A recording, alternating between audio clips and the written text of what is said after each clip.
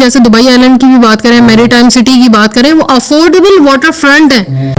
Guys हमने कोई topic देखी नहीं है, कोई टॉपिक देखी नहीं है। दो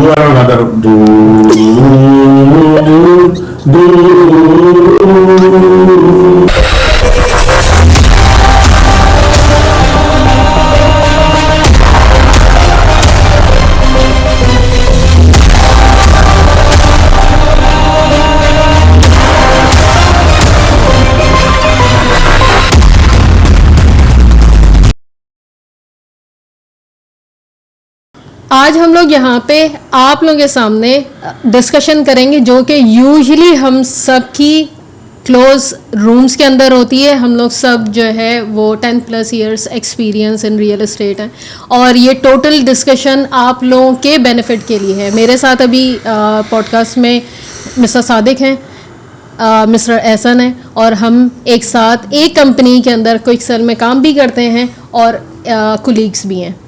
आज हम लोग जो टॉपिक हम लोगों ने पिक किया है जिसके अंदर यूजुअली लोग ये कहते हैं कि भाई दुबई को ही क्यों चूज किया जा रहा है इन्वेस्टमेंट के लिए। नहीं, ये अपनी तरफ झूठ बोल रही है गाइस, हमने कोई टॉपिक देखी नहीं है, कोई टॉपिक नहीं था। हम लोगों ने कहा था हम बैटिंग और जनरल डिस्कशन करेंगे। ये हमारी ट्रोलिंग, ये हमारी जर्नल डिस्कशन है, जनरल डिस्कशन है दुबई रियल एस्टेट के बारे में, दुबई के बारे में। तो आज का टॉपिक कुछ था ही नहीं, मुझे तो नहीं पता कोई टॉपिक। मुझे लगता है कि कोई टॉपिक होते ही नहीं है, टॉपिक खुद ही बन जाता है। जैसे हम लोग बैठे हैं वैसे डिस्कशन शुरू हो जाएगी। टॉपिक कोई नहीं है, बस हम लोग ये डिस्कशन करेंगे कि दुबई क्यों सारे क्यों आ रहे हैं दुबई में, क्यों कैसी क्या ऐसी चीजें जो नहीं आ रहे वो क्या सोच रहे हैं। Exactly. क्या ये सोच रहे हैं कि प्राइसेस फर्दर ऊपर चली जाए या वो ये सोच रहे हैं कि भाई उनके पास कोई ऑप्शन डर रहे हैं कि प्राइसेस और ऊपर ना जाए। हाँ देखो, मैं अगर मुझसे पूछो तो मेरे दोस्त यार इन्वेस्टमेंट भी करते रहते हैं डिफरेंट जगह पे। कोई गोल्ड ले जा रहा है, कोई कहता है कि मुझे यॉट्स में इन्वेस्टमेंट करनी है।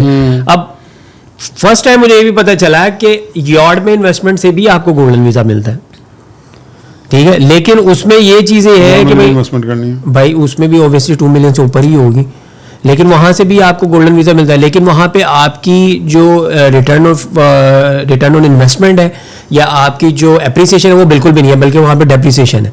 तो मेरा दोस्त एक पूछ रहा था, इन्वेस्टमेंट तो आई थिंक होगी फिर भी उसकी नहीं, क्योंकि रिटर्न ऑन इन्वेस्टमेंट तो है लेकिन वो बहुत ज्यादा सीजनल है। लेट्स से यहाँ पे दुबई में अगर आप यॉट में करते हो तो ये बहुत ज्यादा सीजनल है ना, मतलब आपको कुछ सीजन्स में ही ये रेंटल्स वगैरह मिलेंगे। लेकिन प्रॉपर्टी में तो ये चीज नहीं है। यहाँ पे तो 4 सीजन मतलब आपको हर बंदे को प्रॉपर्टी रेंट आउट तो लेनी है, एप्रिसिएशन भी है। तो फिर मैंने उसको यॉट से इस तरफ शिफ्ट किया है कि भाई यहाँ पे इन्वेस्टमेंट करो, उस तरफ ना जाओ, सीजनल में ना जाए। सीजनल ऑब्वियसली मतलब आपको अगर इन्वेस्टमेंट करनी है तो आप इससे बेहतर मुझे नहीं लगता कोई अपॉर्चुनिटी। उसमें ये बात भी है ना कि उसको शायद इसलिए भी कन्विंस किया कि हम रियल एस्टेट बेच रहे हैं। अगर यॉट बेच रहे होते तो हम शायद यॉट ही बेच लेते। जब उसको यॉट में इन्वेस्टमेंट करनी थी तो मैं उसके साथ उसी की इन्वेस्टमेंट में चला गया और फिर मैंने ग्राउंड रियलिटी पे जाके देखा और फिर जब मैंने कंपेयर किया तो फिर मुझे ये लगा कि यार ये इसलिए नहीं है कि मैं इस फील्ड में हूँ, लेकिन हम लोग अगर एक न्यूट्रल पर्सन भी देखें तो फिर कंपैरिजन यही बनता है कि भाई आप उस चीज में जाओ जो सीजनल ना हो। सही बात, हम लोग यही बात करते हैं एज ए इन्वेस्टमेंट। दूसरी बात ये है कि दुबई के मेरे ख्याल में जो रियल एस्टेट है वो ओवरऑल जो पूरी दुनिया के अंदर जिस तरह रियल एस्टेट काम करती है उससे काफी ज्यादा डिफरेंट है, राइट। कि हमें जिस हिसाब से यहाँ पे रिटर्न मिल रहे होते हैं, ठीक है हमारी इन्वेस्टमेंट है लेकिन हमें जिस हिसाब से रिटर्न मिल रहे होते हैं और जितना ज़्यादा ये जो है ना वो ट्रांसपेरेंसी के साथ होता है वो काफ़ी ज़्यादा डिफरेंट है। हम अगर पाकिस्तान की या इंडिया की या किसी और कंट्री की बात करें तो मेरे हमेशा माइंड के अंदर एक सवाल ये आता है और मैं हर नेशनलिटी से ये चीज़ पूछती हूँ कि भाई अगर मैं आपकी कंट्री के अंदर आऊँगी और तो कितना आसान है प्रॉपर्टी को परचेज करना, कितना आसान है बताएं। इंडिया के अंदर कितना आसान है, पाकिस्तान में कितना आसान है। दोबारा पाकिस्तान इंडिया की बात करते हैं, लेकिन अगर आप यूएस या यूरोप की बात करो ना तो आई थिंक वहाँ पे भी कम से कम 1.5 से 2 महीने 2.5 महीने का प्रोसीजर होता ही है मिनिमम। एग्जैक्टली मिनिमम इतना होता है। आपने टैक्सेस पे करने होते हैं, लॉयर वगैरह सारी चीजें बहुत, पेपर वर्क बहुत ज्यादा है। बीइंग एन एक्सपर्ट क्या हम इन कंट्रीज के अंदर जाते हैं और विद इन फ्यू मिनट्स हम लोग जो है ना प्रॉपर्टी परचेज नहीं कर सकते। यहाँ तो अब यहाँ आपको इनसाइड द कंट्री होने की भी जरूरत नहीं है। एग्जैक्टली आप बाहर कहीं भी बैठे बैठे प्रॉपर्टी ट्रांसफर करवा सकते हो, आपका ऑनलाइन पीओए बन जाता है। एग्जैक्टली ऑनलाइन पीओए आपका ट्रांसफर हो जाता है इजीली। जब हम लोग सिंगापुर गए थे तो क्या लॉज थे और वहाँ पे कितने टैक्सेस थे? वहाँ पे चेक किया तो 60% ट्रांसफर द प्रॉपर्टी, आपको to transfer the property 60% stamp duty you have to pay 60% as expect. जो आप सेलर को पे कर रहे हो 60% to be paid to the government. तो अनबिलीवेबल नंबर था। अगर जैसे हमारी जैसे कुछ कंट्रीज के अंदर ये होता है कि नंबर ऑफ इयर्स भी होते हैं कि लाइक जैसे यहाँ पे भी है दुबई में कुछ एरियाज जो हैं उसके अंदर 99 इयर्स की लीज होती है। तो आई बिलीव के डिफरेंट कंट्रीज जो हैं उनके अंदर भी इसी तरीके से जो ना वो लॉज हैं कि जिसके अंदर नंबर ऑफ ईयर्स का होता है। ठीक है, आप प्रॉपर्टी आपके नाम पे होती है, आप सेल परचेज कर सकते हैं being citizen of that country, लेकिन ये है कि वो लीज के ऊपर चल रही होती है। लेकिन यहाँ पे भी ये डिफरेंशिएट करना जरूरी होता है। जैसे अभी स्टिल आप डीआईबी में जाओ तो वहाँ पे कुछ प्रोजेक्ट्स लीज होल्ड है। अब क्लाइंट जो है वो एजेंट से पूछते हैं या एजेंट उनको नहीं बताते just to make the sale, तो वो काफी दफा ऐसा होता ही है कि वो लीज और प्रॉपर्टी लेके बैठे हो तो उनको लगता है फ्री होल्ड और बाद में पता चलता है कि 99 इयर्स लीज है। एग्जैक्टली। और कुछ केसेस तो ऐसे भी होते हैं कि उनको ये पता ही नहीं है कि फ्री होल्ड है भी, मतलब उनके माइंड में यही है कि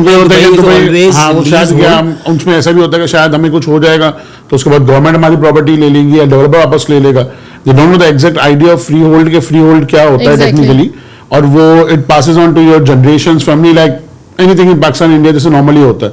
तो अगर आपकी विल रजिस्टर्ड है या नॉर्मल शरिया लॉ फॉलो हो रहा है, the property will be forwarded to your family as per the laws या जो भी है आपकी जो कंट्री के लॉज हैं उसके और आई एम श्योर कि more than 50% people they don't no कि फ्री होल्ड एक्चुअली है क्या। इंडिया और पाकिस्तान में भी कुछ लोगों को ऐसे ही लगता है दुबई में अगर आप प्रॉपर्टी लेते हो तो after 99 years you have to return back. नहीं, इवन बड़ा मेरे लिए सरप्राइजिंग क्या था, अगर आप जो है ना वो बड़ दुबई या देहरा की तरफ जाएं तो वहां पे भी जो लोग रहते हैं जो कि बिजनेस करने वाले लोग हैं और वो भी यही समझते हैं कि भाई हम प्रॉपर्टी, वो लोग रेंट पे रह रहे हैं, वो परचेज नहीं करते और उनके माइंड के अंदर भी यही मिथ है कि 99 इयर्स की लीज है और हम यहाँ पे प्रॉपर्टी परचेज नहीं कर सकते। मे बी बिकॉज कि देरा और वो साइड तो ऑब्वियसली वो सारा लीज होल्ड है, वहाँ पे फ्री होल्ड का कॉन्सेप्ट नहीं है, तो मे बी उनके माइंड में ये है कि पूरा दुबई ही जो है वो लीज होल्ड पे चलता है। ऑब्वियसली यहाँ पे बूम जो बेसिकली आया वो आया ही फ्री होल्ड के बाद है, जब लोगों ने आगे यहाँ पे एक्चुअली इन्वेस्टमेंट्स स्टार्ट की हैं। तो मतलब मेरे ख्याल में ये काफी ज्यादा अच्छा जो ना वो इनिशिएटिव रहा है, क्योंकि जब से दुबई ने फ्री होल्ड स्टार्ट किया है इसके देख के जो ना वो दूसरी एमिरेट्स के साथ साथ दूसरी कंट्रीज भी बड़ी इंस्पायर्ड हुई हैं। अगर हम सऊदीया की बात करें, कुवैत की बात करें, इन्होंने जो ना वही फ्री होल्ड वाले जो ना वो कॉन्सेप्ट जो ना वो स्टार्ट कर दिए और उन सब में दुबई जो ना वो लीग जो ना वो हमेशा से ऑब्वियसली दुबई है ऑल अराउंड आप जाओ तो उसको ऐसी बेस्ट सिटी नहीं कहा जाता। और सही बात है, शुरुआत उन्होंने ही करी थी, दे टुक द रिस्क और उससे फॉरेन इन्वेस्टमेंट आया, एक्सपेट्स आए काफ़ी, यहाँ पे अपॉर्चुनिटीज़ हुई, बाहर की कंपनीज आई सारी, तो दुबई ने ऐसे ही ग्रो किया। लेकिन फिर उसके अगेंस्ट उन्होंने लोगों को सर्विसेज प्रोवाइड करी, इंफ्रास्ट्रक्चर प्रोवाइड करा, exactly. They did their job as well. और अब जो है वो दुबई के पीछे आप ये कह सकते हैं कि मैक्सिमम सिटीज़ हैं जो जीसीसी के, they want to be Dubai, लेकिन it's far ahead than them for sure. और फिर दूसरी मेन चीज़ ये है कि मतलब अभी भी हम लोगों को लगता है जैसे Dubai is just based on the property market, on the real estate and all, but still अगर हम देखें जीडीपी में तो it comes on the 4th place. I think 8 to 9% ही आता है। हाँ, 8 to 9 is the normal, like still like more than 20%, like 22-23% I believe is for the trading and the retail. So obviously Dubai is always trying not to be dependent on the one sector. They have to diversify the share of GDP. और यही reason है कि हम लोगों की अभी भी इतनी कैपेसिटी है रियल स्टेट में कि we can still make it on the top places. मेरे ख्याल में अभी भी काफ़ी ज़्यादा लैंड जो है ना वो हमारे पास अवेलेबल है, जिसमें जो है ना वो हम लोग, और फिर इनकी जो एक्सटेंशन है, जो वाटर एक्सटेंशन है, यानी कि हमारा जो है वो जो लैंड बैंक है वो एक्सटेंड होता चला जा रहा है. मतलब हमारे लिए ये भी जो ना वो बड़ा सरप्राइजिंग था जो लास्ट हमारा जो ना वो आइलैंड, इन्होंने एक न्यू आइलैंड जो लग्जरी आइलैंड जो बनाए हैं, तो वो भी जो है ना वो एक एड ऑन हुआ. क्योंकि पाम जबल अली के बाद उसके बारे में जो ना वो न्यूज़ आई कि भाई वो भी जो ना वो आइलैंड इन्होंने बनाए. मतलब ये कि ये सिर्फ लैंड पे जो ना वो काम नहीं कर रहे हैं, कोस्टल लाइन भी एक्सटेंड करते हैं. वाटरफ्रंट कम्युनिटीज तो I think all around the world आप कहीं भी चले जाओ उसकी एप्रिसिएशन भी ज़्यादा है, प्राइसिंग भी ज़्यादा है. लेकिन ये लोग लोग prefer अपॉर्चुनिटी भी तो करते उस हैं। हिसाब से दे रहे हैं ना वो कि prefer मतलब भी सिर्फ करते हैं। एक क्लास को नहीं दे रहे, मतलब अब देखें ना, अगर हम लोग जो पुरानी वाटर फ्रंट कम्युनिटीज की बात करें जो अफोर्डेबल नहीं है, पाम जबल अली की अगर हम लोग सॉरी पाम जुमेरा की अगर बात करें, वो बहुत सारे लोगों के लिए अभी अफोर्डेबल नहीं है, लेकिन उन्होंने पाम जबल अली इसीलिए लॉन्च किया कि लोग दोबारा से उस गेम के अंदर जो ना वो वापस आ सकते हैं, अपॉर्चुनिटी जिन्होंने मिस कर दिया वो they can still jump. Exactly. और अगर हम जैसे दुबई आइलैंड की भी बात करें, मैरीटाइम सिटी की बात करें, वो अफोर्डेबल वाटर फ्रंट है और उनके अंदर हमें जो डेवलपर्स हैं वो इतना जबरदस्त किस्म का काम कर रहे हैं कि हमें पेमेंट प्लान मिल रहा है, even post hand over payment plan भी मिल रहा है। तो सर वाले अभी जैसे अभी एक मेरे ख्याल से लॉन्च है, उसमें 75% ऑन हैंड ओवर है। एग्जैक्टली। टेक्निकली जो डेवलपर है वो ये बताना चाह रहा है कि आप क्या रिस्क कुछ भी नहीं है, exactly. You are just paying us 30% during 30%, construction, exactly. and we don't want your money to build the project, we will do the project and then Exactly. once it's ready you pay 70%। Exactly. और वो waterfront community है और मेरे ख्याल से starting price 1 bedroom की 1.8 है, let's say 2 bedroom is for 2.5 million. Exactly. अब अगर आप इनसाइड द सिटी आते हो तो आज आपको शायद जीवीसी में भी 2 बेडरूम 2.5 का मिलेगा। एग्जैक्टली। तो उसकी जगह पे अगर आप वहां पे Waterfront पे ले रहे हो 2.5 आप। में आप ले रहे हो और ठीक है आपका 3 साल का रिस्क है, बट रिस्क नहीं है, आप you are only paying 30%, exactly. 70% is on hand over. और अगर वो आप वाटरफ्रंट कम्युनिटी में आपको मिल रहा है तो I think it's a win win situation for the investor and for the developer as well. और फिर मेन चीज़ जो हम लोग देखते हैं, जैसे हम पूरी दुनिया में फिरते हैं, इधर उधर देखते हैं, तो वहाँ पे समटाइम्स ये होता है कि गवर्नमेंट जो है they are one step backward, यानी जो डेवलपमेंट है वो जल्दी हो रही है लेकिन गवर्नमेंट्स के काम थोड़े पीछे हो रहे हैं। लेकिन यहाँ पे हम लोग ये देखते हैं कि भाई government is far better and they are performing faster than the developments. अगर हम लोग दुबई आइलैंड में जाएं तो दुबई आइलैंड इंफ्रास्ट्रक्चर वगैरह देखें तो वो सब रेडी है, मतलब new bridges and all is ready, लेकिन डेवलपमेंट बाद में आ रही है। मतलब this is I don't think anywhere in the world it's happening कि इंफ्रास्ट्रक्चर पहले रेडी है, नया ब्रिज आपका रेडी है which will take you to the Dubai island, but development is now coming up. So this is a very positive step for the people like who are still thinking why they will have to invest in Dubai. Obviously there are reasons and that is why most of the people from all over the world they are coming here. And agar hum log abhi bhi prices dekhein Dubai ki as compared to the world where we have all the same facilities, exactly. we are still much economical as compared to the others. True.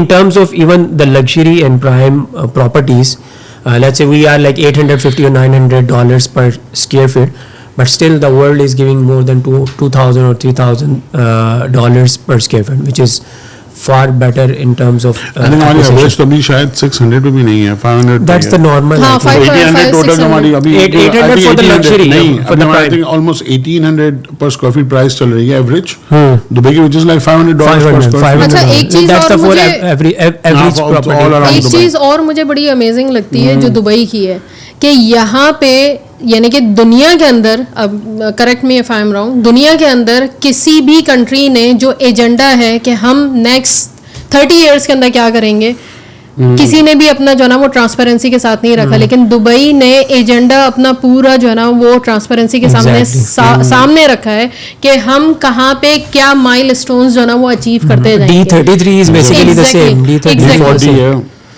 तो ये जो है ना ये काफी ज्यादा confidence देता है कि भाई ये इन्होंने जो चीज प्लान की है वो चीज जो है ना वो एग्जीक्यूट लाजमी करेंगे, और इन्होंने क्या कहते हैं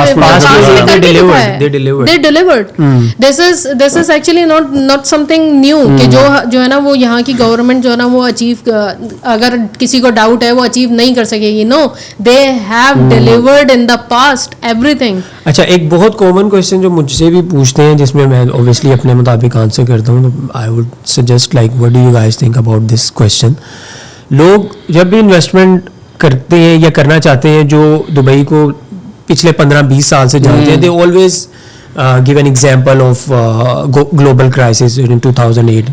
ओके, ठीक है, वो एक ग्लोबल क्राइसिस था, लेकिन उसके बाद और इससे पहले उन्होंने मार्केट में बहुत ज्यादा फ्लक्चुएशन देखी है ऊपर नीचे, and they are always scared of this. तो जब वो ये क्वेश्चन करते हैं तो ऑब्वियसली मैं अपने मुताबिक उसको आंसर करता हूँ। I would like you guys what you normally says, like if अब उनको देखा जाए कि भाई वो 2008 में मार्केट कहाँ से कहाँ पे चली गई, विद इन मंथ्स जो है प्रॉपर्टी की प्राइसेस मोर देन 50% जो है वो नीचे चली गई थी।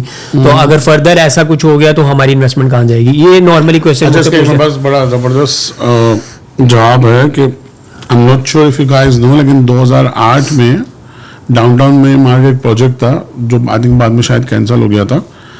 उसमें उन्होंने 1 बेडरूम 800 स्क्वायर फीट का 6.2 मिलियन का बेचा था. That is like almost 8,000 dirham per square feet. अभी डाउनटाउन में प्राइसेस चल रही है क्या? अभी भी मैक्सिमम 5,000 5,600. यही बात है कि हम उस लेवल पे भी 2008 के लेवल पे पहुंचे ही नहीं है, जबकि 2008 में तो आपके पास ना कोई ट्रांसपेरेंसी थी और ना कुछ डेवलपमेंट सिस्टम था, ना कोई फॉलो अप था, कुछ भी नहीं था. लोग सिर्फ इसीलिए कर रहे थे क्योंकि it was a new market. और उस वक्त मुझे याद है कि लोग ये बातें करते थे कि सिंगापुर की तरह होने वाला है और प्राइसेस डबल ट्रिपल हो जाएंगे. और जो 2008 के क्राइसिस भी है particularly, they were the crisis which came from US, Lehman Brothers की वजह से, और जो उनका मॉर्गेज इश्यूज थे उसकी वजह से, which pass on to all around the world. अगर ऐसा नहीं होता तो 2012-13 में दोबारा दुबई की मार्केट पीक ना करती कि दोबारा प्राइसेस ऊपर चली गई और कहां से कहां पहुंच गई. बट स्टिल अगर हम 2008 की बात करें, we haven't reach that kind of prices yet as well, which were और अभी तो हम एक्चुअल डिमांड की बात करें, उस वक्त आई थिंक पॉपुलेशन शायद आपकी मे बी 2 मिलियन भी नहीं थी, 1.5 मिलियन थी. Currently are standing at 4 million. Exactly. I think it's a huge difference. Obviously, पर अगर आप लग्जरी की बात करते हैं तो लग्जरी कैटेगरी में तो ऑलरेडी आपके पास बहुत ही लिमिटेड ऑप्शंस हैं. बहुत ही लिमिटेड ऑप्शंस हैं. जितने भी अभी रिसेंट लॉन्चेस हैं, जो ब्रांडेड लॉन्चेस हैं, उनमें से कुछ भी रेडी नहीं हुआ अभी. आप बुल्गारिया आइलैंड पे जाओ, I think initially they were selling for 1 bedroom 3.5 million. Now it has reach more than 12 million for 1 bedroom. तो ब्रांडेड रेसिडेंसेस तो भी रेडी नहीं हुए, आई नहीं है मार्केट में.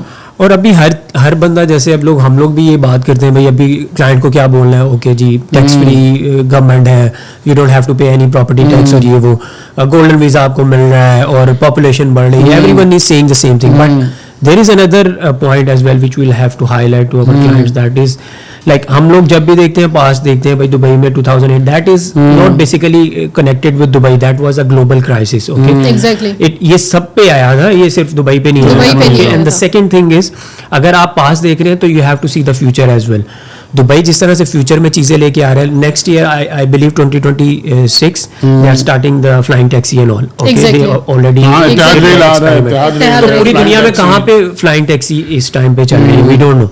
अभी ये जो डेवलपमेंट्स आ रही है और ये जो इम्प्रूवमेंट्स आ रही है, तो हमें फ्यूचर देखते हुए इन्वेस्टमेंट करनी चाहिए. मतलब अगर अभी की प्राइस पर स्क्वायर फीट लेट्स से $500 पर स्क्वायर फीट है, so you can expect it to be maybe $1,500 per square feet. Exactly. तो आप अभी की इन्वेस्टमेंट को उससे कंपेयर करो, आप पास्ट से कंपेयर ना करो, क्योंकि past which is gone. Past की बात ये है ना कि आपको हर साल आपका इन्फ्लेशन आता है, obviously there is an increase every year of that as well.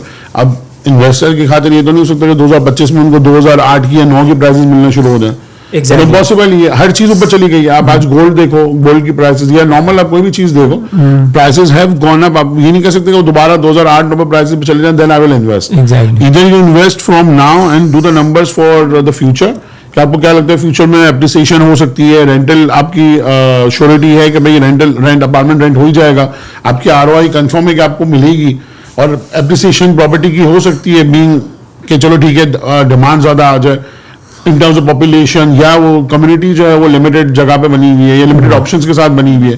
तो वो उसी में आपको असेस करना होता है विद एन एजेंट कि भाई ये चीजें हमारे लिए बेहतर है कि नहीं है. और फिर अगर हम देखें 86,000 मिलियनियर्स मूव हुए हैं दुबई में right now we have 86,000 millionaires I believe. Okay, इतने मिलियनियर्स अगर दुबई में आके इन्वेस्ट कर रहे हैं तो उन्होंने कुछ चीज तो देखी होगी ना दुबई में. मतलब they are not just blindly investing in Dubai, business owners obviously, and they know how to invest. और दूसरी बात ये है कि दुबई के अंदर एक चीज और बहुत ज्यादा अच्छी है कि अगर हम ग्लोबल इकोनॉमी की भी बात करें ना, तो सिर्फ हमारी जो इकोनॉमी है वो सिर्फ यूएस के साथ जो है ना वो नहीं चल रही होती. हमारी जो है ना वो अगर चाइना के साथ भी चल रही है, हमारी रशिया के साथ भी चल रही है, हमारी यूके के साथ भी चल रही होती है. मतलब अगर हमारा कहीं से जो है ना वो कोई एक, यानी कि अगर ग्लोबल इम्पैक्ट होता है तो उसके अंदर हमें ज्यादा बेनिफिट होता है.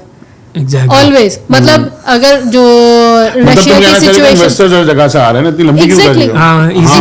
एग्जैक्टली इन्वेस्टर्स हर जगह से आ रहे हैं और ये चीज हमें और ज्यादा सेव करती है. क्योंकि अगर लोग ये सोचते हैं कि यार क्राइसिस हो, एक तो ये कि दुबई पहले 2008 में और अब के अंदर ये डिफरेंस आ गया है कि ये इन्हें पता चल गया है कि भाई सिचुएशन को कैसे हैंडल करते हैं, because they are really good learning from the past, वो दोबारा मिस्टेक तो नहीं करेंगे। और दूसरी बात ये कि हमारे पास पूरी दुनिया से जो ना वो इन्वेस्टर्स आ रहे हैं, तो हमारे लिए ये बेनिफिट है, ये सोचना नहीं है कि भाई हमारे लिए क्या प्रॉब्लम हम लोग फेस करेंगे, क्योंकि पहले 2008 में ये सारी चीजें नहीं थी, डिफरेंट सिचुएशन थी, वो उस वक्त अलग ही बात थी। एग्जैक्टली। मुझे मारिया से एक क्वेश्चन करना है कि ये मेकअप आप रोज ऐसे ही करती है स्पेशली से पॉडकास्ट के लिए आज के लिए पॉडकास्ट के लिए किया है? बस ठीक है, उसमें था ना, मुझे कंफर्म करना था क्योंकि मतलब नॉर्मली ऐसे नजर नहीं आता। ज्ञान आप फ्री में बांटते हैं, इसके पैसे लेते हैं ये वो वाली बात है। अच्छा, एक और चीज, अभी जो मार्केट के अंदर जो सबसे ज्यादा यानी कि लोग जो है ना सोच रहे हैं, मैंने कहा कि हम लोग उसको भी थोड़े से जो है ना वो अपना ओपिनियन दें।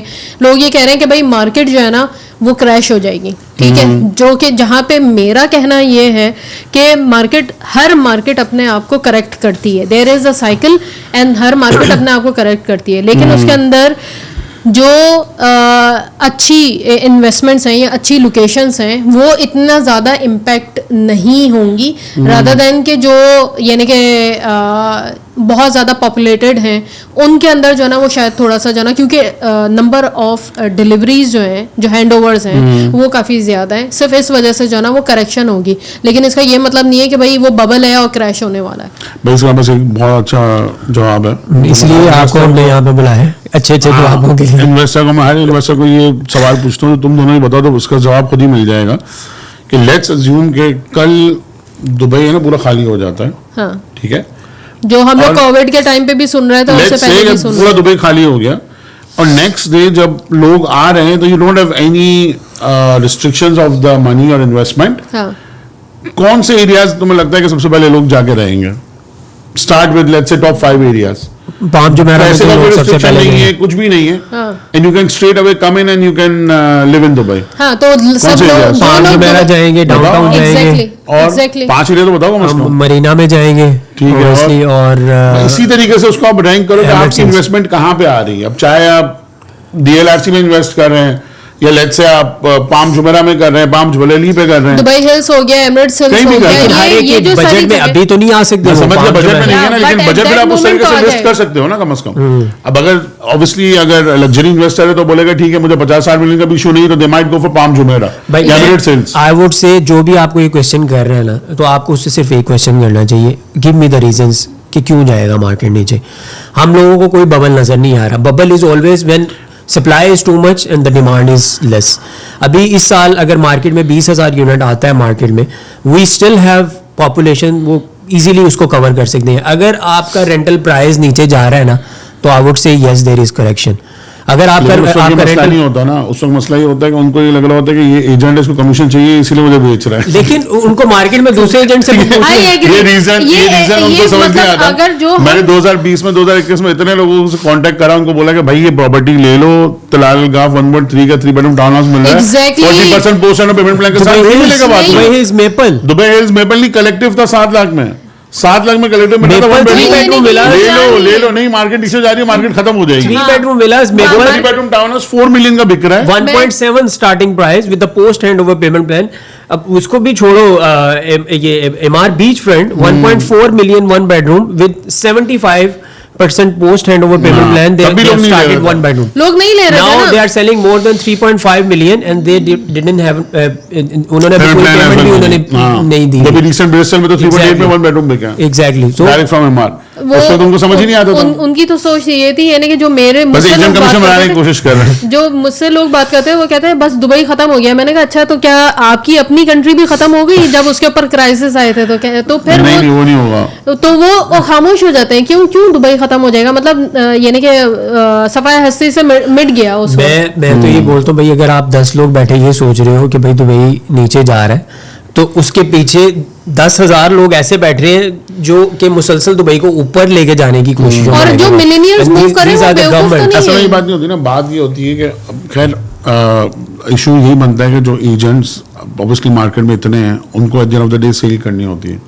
अब वो ना क्लाइंट को नंबर्स बताते हैं ना क्लाइंट को फिगर्स बताते हैं. Exactly. आपने सिर्फ पॉपुलेशन नहीं देखनी, आपने देखना कि ईयरली यहाँ पे कितने बिजनेसेस खुल रहे हैं, Exactly. कितना रिटेल आ रहा है जो फिल हो रहा है. उसके अलावा जो इंफ्रास्ट्रक्चर जा रहे हैं, फ्री जोन्स डिफरेंट खोल रहे हैं, उनमें कितने बिजनेसेस आ रहे हैं, कितने लोग यहाँ पे मूव कर रहे हैं, लिटरली माइग्रेशन हो रही है प्रॉपर के। आप यूके से और देखो लोग पूरी पूरी फैमिलीज को लेके यहाँ पे शिफ्ट हो रहे हैं। True. तो वो लोग जब आ रहे हैं तो इन्वेस्टमेंट आपने यही बात है कि आपने फ्यूचर के तौर पे इसीलिए देखनी है। अब क्या हो गया कि कुछ इन्वेस्टर्स पास्ट में स्टक इसलिए हो गए कि उन्होंने 10 साल में पूरी मार्केट को नीचे से ऊपर जाते हुए देखा है। अब उनको ये फील हो रहा है कि जो प्रॉपर्टी मुझे 1 मिलियन की मिली थी आज मैं उसको 2 मिलियन क्यों दूं। एग्जैक्टली लेकिन उनको ये बात समझ नहीं आ रही कि हर चीज जो है वो 10 साल के 15 साल की साइकिल में हर चीज ऊपर जाती है। और दूसरी बात ये कि अगर हम लोग पुराने वाले प्रोजेक्ट्स की बात करें, जैसे अगर हम किसी भी डेवलपर को उठाएं और पुराने प्रोजेक्ट्स की बात करें, हमारे पास स्मार्ट होम्स जब पहले आते थे तो हम लोग कहते थे वाओ स्मार्ट होम है। डिफरेंट चीज आई है। एग्जैक्टली आज हर डेवलपमेंट स्मार्ट हो गया, क्योंकि आपका देवर की बिल कितना ज्यादा सेव होता है। ठीक है, इस वजह अब आपकी number of amenities her building में, हर डेवलपर आपकी नंबर ऑफ एमेनिटीज इतनी ज्यादा दे रहा है। पहले कहाँ होती थी ये? आपका जिम, पहले तो ऐसे एक सुराख बना देते थे, उसमें पूल पानी भर के बोलते थे स्विमिंग पूल है। अभी यही तो चीज है जो आपके प्रोजेक्ट को, डिफरेंट डेवलपर्स के प्रोजेक्ट को डिफरेंशिएट कर रही है आपस में, वो है इसकी अमेनिटीज, कि आप कितनी अमेनिटीज दे रहे हो अपनी बिल्डिंग के अंदर। अगर आप बेसिक अमेनिटीज भी नहीं दे रहे, जैसे कि अब नॉर्मल बेसिक अमेनिटीज भी 10 से 15 होती हैं, अगर आप वो भी नहीं दे रहे तो मतलब आप आते ही नहीं हो। नहीं, इसका बेसिक कॉन्सेप्ट ये है कि अगर आप लेट्स से कोई सिटी में आप 2 स्टार होटल में जाके आप रुक रहे हो तो ऑब्वियसली उसके पैसे कम होंगे। और आप कहते हो कि मुझे बुर्ज खलीफा में जाना है, जुमेरा में जाना है, तो मेन उनका क्या पॉइंट होता है? उनका ऑब्वियसली लोकेशन है, एग्जैक्टली सर्विसेज है, एमिनिटीज है, ये चीजें डिफरेंशिएट करती हैं। अब अगर आपको डेवलपर्स लोकेशन भी दे रहा है, अच्छी बिल्डिंग भी दे रहा है, एमिनिटीज भी दे रहा है, तो वो ऑब्वियसली हाई प्राइस आपसे मांगे और आप हाई प्राइस ले सकते हो। और ये आपकी रिक्वायरमेंट है। बीइंग एन इन्वेस्टर आपको ये चीज सोचनी चाहिए कि भाई अगर आपकी बिल्डिंग में ये चीज नहीं होगी तो over the time in the future जब आप रीसेल के लिए जाएंगे तो आप उस हिसाब से अप्रिसिएशन नहीं बनाओगे जो आपके बराबर वाली बिल्डिंग वाला बना। रीसेल के लिए जाओगे, अब बराबर में क्या, हमारे पास तो अब कितने अपार्टमेंट्स हैं, आप अभी स्पोर्ट्स सिटी में जाके देखो, 2 bedroom apartments may be for 900,000 million dirham मिल रहे हैं। कोई लेने वाला नहीं है। एग्जैक्टली वो पुरानी 10 साल 15 साल पुरानी बिल्डिंग है। मेन चीज मतलब देखें कि हम लोग इतने अपग्रेड करते हैं अपने आप को। दुबई में हम लोगों की जो अपग्रेडेशन है वो इतनी फास्ट है कि हम लोगों की जो बिल्डिंग्स हैं उनके स्टार्ट्स भी आने शुरू हो गए हैं। हाँ। ठीक है, मतलब उस बेस पे भी आप रैंक कर सकते हो। मतलब दुबई गवर्नमेंट अब जो रैंकिंग कर रही है और जो रेंटल इंडेक्स है वो बेसिकली स्टार्स पे चल रहा है कि भाई इस बिल्डिंग की रेटिंग कितनी आ रही है और उसकी बेस पे इसका रेंट ऊपर जाना चाहिए या नहीं। पूरी दुनिया में कहाँ पे ऐसा इतना फास्ट सिस्टम हो रहा है कि वो गवर्नमेंट आपको बता रही है कि भाई आपका based on your facilities whatever आपके सर्विस चार्जेस डिसाइड हो रहे हैं, आपका रेंटल इंडेक्स डिसाइड हो रहा है। और फिर एक और मेन चीज जो मैं बीच में बोलना चाह रहा था वो थी पॉपुलेशन। अगर आप दुबई की देखें डे टाइम की और नाइट टाइम की, ये बड़ी बात, ये बहुत इंपॉर्टेंट चीज है कि मतलब 5 मिलियन 1 मिलियन या 1.5 मिलियन का फिगर है जो डेली डे में दुबई में आता है और शाम तक से वापस चला जाता है। अराउंड अबू धाबी, शारजाह और ये अजमान, मतलब 1.5 million. Dubai is a central hub के वहां पे लोग आ रहे हैं। और फिर उसके अलावा आप सिर्फ ये बात नहीं कर रहे, आप ये देखो कि जो पैसेंजर्स आ रहे हैं from all around the world, वो एक अलग बात है। जो टूरिस्ट आ रहे हैं वो एक अलग ही बात है बिल्कुल। और फिर आप ये सोच लो कि लेट्स से अगर वो लोग जो यहाँ पे काम कर रहे हैं, let's say they have to move in Dubai only, तो अगर सिर्फ वो 1.5 लोग, 1.2, 1.3 जो लोग काम कर रहे हैं यहाँ वहाँ पे, वो भी अगर आ जाए ना तो यहाँ पे हम लोगों के पास जगह ही ना हो। यहाँ पे मतलब आने वाले 2-3 साल तक हम वो डिमांड ही पूरी नहीं कर सकते। That's true. एक गाना गा दो, मैं गा दूं। मैं आपसे कहना चाहता हूँ कि आप से कोई आए, क्या गाना तो लेके आया बता। पहले शुरू तो ऐसे कर, दूर करना भाई।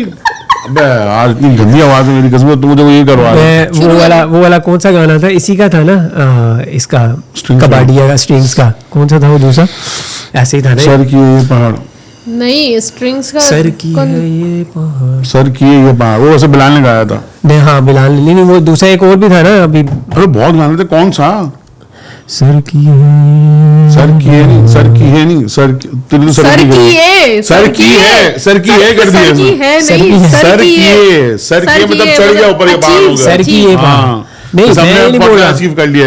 एक और था यार इसका बहुत अच्छा गाना, दूर वाला गा। अबे तो कौन सा था? तू दूर वाला गा। दूर वाला मैं गाता रहूं, दूर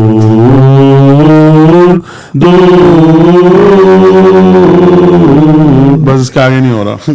आगे से तुम स्टार्ट करो, टॉपिक पे आ जाओ वापस। इसका जो उसने इंडिया में जाके गाया था यार, क्या नाम था उसका, जो सारी लड़कियां थी वो उसकी वीडियो में, पता नहीं वो मैंने देखा नहीं। अनुष्का भी थी मेरे ख्याल से, कहाँ मर गई अनुष्का थी बंदी, याद है इंडस म्यूजिक पे आती थी यार, पता नहीं कौन कौन सी पुरानी 98, 99, 2000 पता नहीं उसके बाद कहाँ गए वो सब, खत्म ही हो गए बेचारा, बुढ़ा हो गए। उम्मीद ये है कि आप लोगों को आज की डिस्कशन जो हमारी ओपन डिस्कशन रही है उसके अंदर मजा आया होगा और डेफिनेटली आपकी जिसका इन्फॉर्मेशन कोई टॉपिक नहीं था बाय द वे, जिसका कोई भी टॉपिक नहीं था, जिसका टॉपिक नहीं होता वही अच्छी डिस्कशन होती है। I think that's the more. और नेक्स्ट टाइम में भी आप भी डिसाइड कर सकते हैं, ये लोग भी डिसाइड आप कर हमें सकते टॉपिक हैं। दे सकते हैं और हम लोग डेफिनेटली उसके ऊपर जो है ना वो अपना पॉइंट ऑफ व्यू या अपने ओपिनियंस आपके साथ जो है ना वो शेयर कर सकते हैं। So see you in the next episode.